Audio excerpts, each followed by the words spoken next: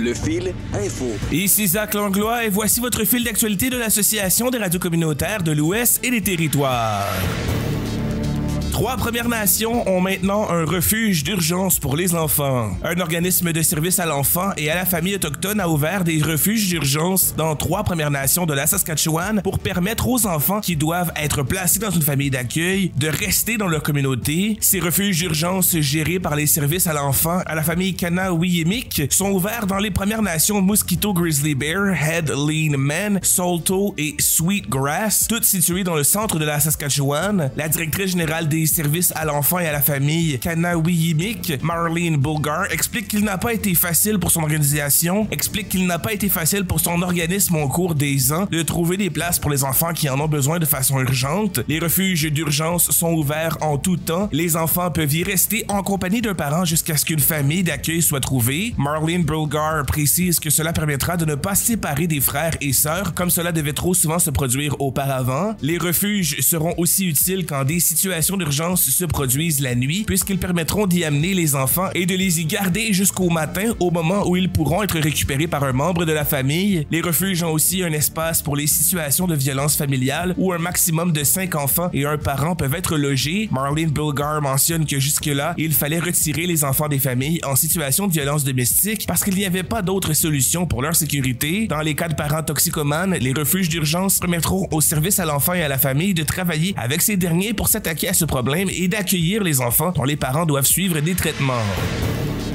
Le personnel en santé au Manitoba critique un nouvel accord du Syndicat canadien de la fonction publique du Manitoba. 18 000 travailleurs du secteur de la santé désapprouvent un nouvel accord que leur propose le Syndicat canadien de la fonction publique du Manitoba. L'accord conclu après 4 mois de négociations avec le syndicat propose aux travailleurs de soutien une augmentation générale des salaires de 2,5% à compter du 1er avril 2024. Debbie Boissonneau, qui a dirigé la section locale 204 à Winnipeg de 2017 à 2023, fait partie des membres du syndicat qui prévoit de voter contre l'accord proposé. Debbie Boissonneau affirme qu'elle a parlé à beaucoup d'employés qui s'opposent à l'entente et elle mentionne recevoir beaucoup d'appels. Beaucoup de membres sont mécontents de ne pas avoir vu certaines des mesures initiatives offertes aux infirmières. Ils recommandent à leurs amis de voter contre l'accord. La coordonnatrice des soins de santé du Syndicat canadien de la fonction publique du Manitoba, Shannon McHater, souligne que la colère exprimée par les membres est causée par des années de frustration avec le précédent gouvernement. Elle remarque aussi un épuisement continu à la suite de la pandémie. Les travailleurs de soutien représentés par le Syndicat canadien de la fonction publique du Manitoba comprennent les aides-soignants, les aides à domicile, le personnel diététique et le personnel de bureau. Ils travaillent pour Soins communs et les autorités sanitaires régionales de Winnipeg, du Sud et du Nord. Le personnel de soutien des soins de santé représenté par le Syndicat des employés généraux et des fonctionnaires du Manitoba a récemment voté contre un accord similaire. Il prévoyait la même formule d'augmentation salariale que la convention collective proposée par le Syndicat canadien de la fonction publique du Manitoba. Les membres du Syndicat canadien de la fonction publique peuvent voter sur l'accord de principe de mardi à jeudi. Si les membres rejettent l'accord, un mandat de grève sera mis en place.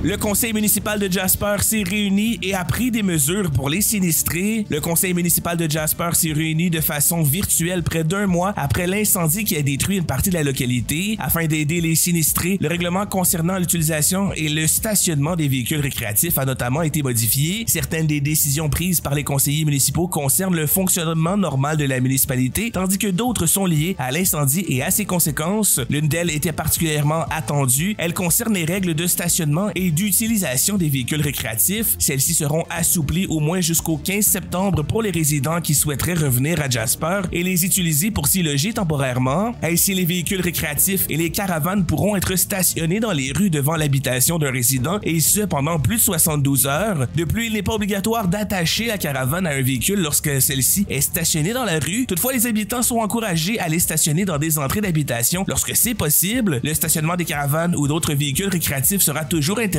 dans les stationnements publics. Dans les zones où des habitations ont été détruites, le stationnement dans les rues ne sera pas permis afin d'assurer l'accès aux services d'urgence, aux services publics et aux consommateurs. Le conseil municipal a aussi approuvé la création de nouveaux postes, 4 postes de planification et un poste d'assistant administratif afin de soutenir les mesures de rétablissement et de reconstruction de la municipalité, a déclaré Beth Sanders, directrice de l'urbanisme et des normes de Jasper. Cette motion ne s'inscrit pas seulement dans la reconstruction de la municipalité. En juillet 2020, 2022, celle-ci avait en effet entamé des négociations avec Parc Canada afin que lui soit transféré les pouvoirs concernant l'aménagement du territoire et l'approbation des projets de développement.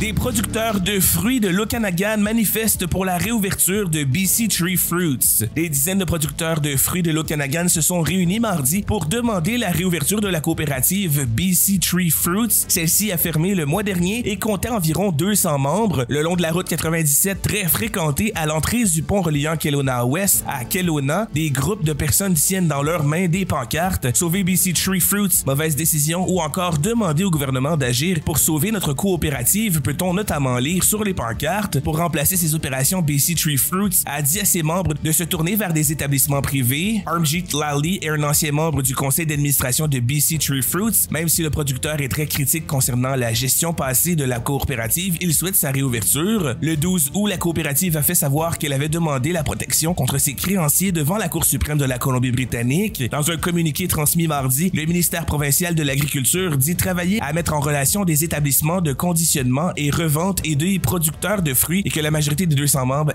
a trouvé des alternatives. Tout comme les participants à la manifestation, Armjit Lally pense que cela n'est pas satisfaisant. Il demande une intervention directe du gouvernement afin que soit relancée la coopérative, même si le ministère de l'Agriculture dit suivre de très près la procédure en cours et voir si les services que la coopérative avait l'habitude de fournir sur ces sites pourraient être encore fournis pendant la procédure de faillite. Il maintient que la coopérative est une entité privée gouvernée par ses membres. La prochaine audience de BC Tree Fruits devant la Cour suprême de la Colombie-Britannique est prévue le 23 août.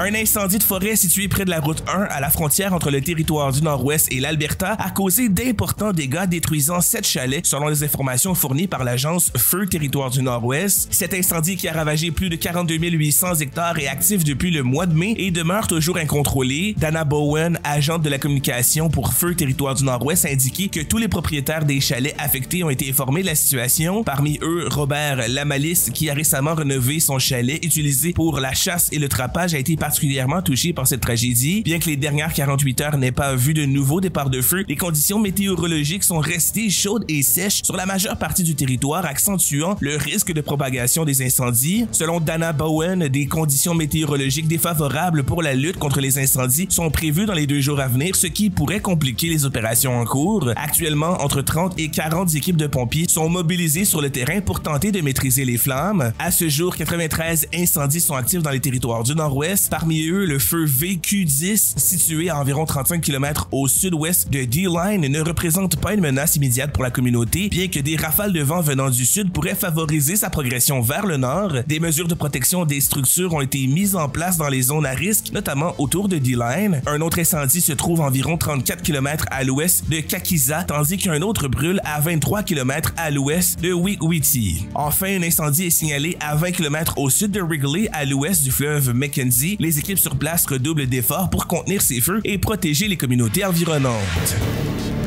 Le moment du violon. Des musiciens du Nunavut se rendent à un sommet pour la jeunesse. Des jeunes violonistes d'Iqaluit rejoints par d'autres venant de tout le Nunavut participent cette semaine au sommet pan-nordique des jeunes violonistes à Whitehorse. De jeunes violonistes du Nunavut, du Yukon et des territoires du Nord-Ouest ont désormais un événement où se rencontrer, apprendre les uns des autres et jouer ensemble. 10 jeunes d'Iqaluit, 8 membres de Fiddle North de Pangnirtung et 2 joueurs d'Iqaluit participent actuellement au sommet au Yukon qui se déroule du 21 au 24 août. Le club a dû collecter 4 000 $ pour chaque personne faisant le voyage. Les membres du groupe de jeunes du Iqaluit Fiddle Club, Arami Harnasiak Murphy, Taiga Lass, Brianna Savard et Edward Lewis, se sont récemment entraînés à Iqaluit. Les jeunes membres du Iqaluit Fiddle Club se réunissent les samedis à l'école Jouami. Pendant ce temps, les membres du club String and Things pour adultes se réunissent chaque semaine depuis 28 ans chez Matty McNair à Iqaluit. Ces séances incluent généralement environ 4 violonistes, un altiste et un violoncelliste, mais un pianiste s'est joint à eux et un joueur de cornemuse aussi. Pour le sommet des jeunes, les clubs ont dû apprendre 9 chansons qu'ils joueront tous ensemble le dernier jour. 2 ont été proposées par des musiciens du Nunavut, dont Ravens on the Roof de Gina Burgess, que Nukingak qualifie de violoniste incroyable. L'autre est une chanson de danse au tambour écrite par le mari de Nukingak, Matthew, intitulée Shanin Giyuluktut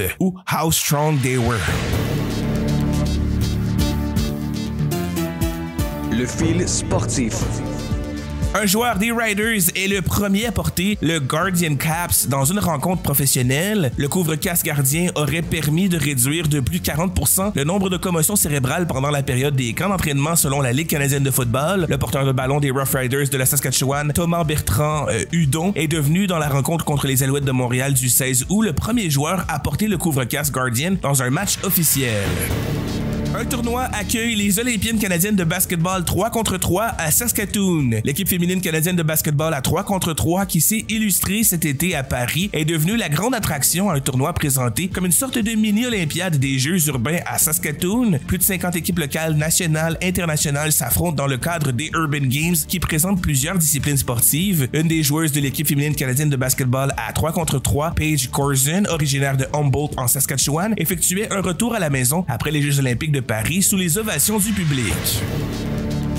Il y aura moins de cours de natation en français à Winnipeg cet automne. Les inscriptions aux cours de natation pour l'automne 2024 commencent mardi à 8h pour les habitants de Winnipeg. Cependant, seuls 23 cours de natation en français sont offerts cette année à cause de la fermeture de la piscine Bonnie Vital. L'an dernier, celle-ci proposait 63 cours de natation en français. Les seuls cours de natation français offerts par la ville cet automne se déroulent à la piscine Margaret Grant, située à proximité des quartiers de Fort Garry, de Fort Richmond et de Saint Norbert. La directrice générale de la Fédération des parents de la francophonie manitobaine, Brigitte Lheureux, affirme qu'il y a eu peu de solutions pour les parents qui cherchent des cours en français car il n'y a pas vraiment de marché pour les leçons particulières en français.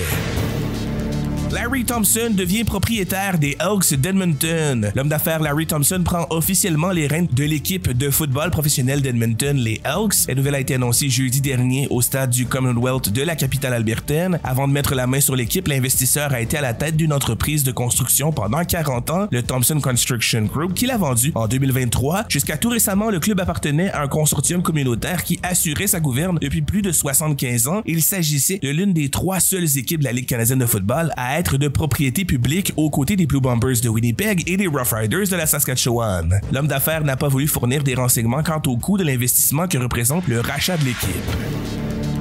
Les Blues soutirent Philip Broberg et Dylan Holloway aux Oilers. Les Blues de Saint-Louis ont officiellement acquis mardi le défenseur Philip Broberg et l'attaquant Dylan Holloway des Oilers d'Edmonton une semaine après leur avoir soumis des offres hostiles. Les Blues ont accordé un contrat de 2 ans d'une valeur de 4,58 millions de dollars à Broberg ainsi qu'une entente de 2 saisons et de 2,29 millions de dollars à Holloway. Les Oilers avaient 7 jours pour réaliser ces offres aux joueurs autonomes avec compensation. Puisque l'organisation albertaine a refusé de le faire, elle recevra donc un choix de 2e tour pour Broberg et un choix de 3e tour pour Holloway. Par ailleurs, les Blues ont cédé aux Oilers le défenseur Paul Fisher ainsi qu'un choix de 3e tour au repêchage de 2028 contre des considérations futures. Fisher, 19 ans, a été sélectionné au 5e tour, soit 138e au total par les Blues en 2023. Il a joué pour l'Université Notre-Dame la saison dernière où il a récolté 2 buts et 14 aides en 34 matchs. Ce fil d'actualité est produit par l'Arco en collaboration avec Boréal FM en Alberta. Ce projet est financé par Patrimoine canadien.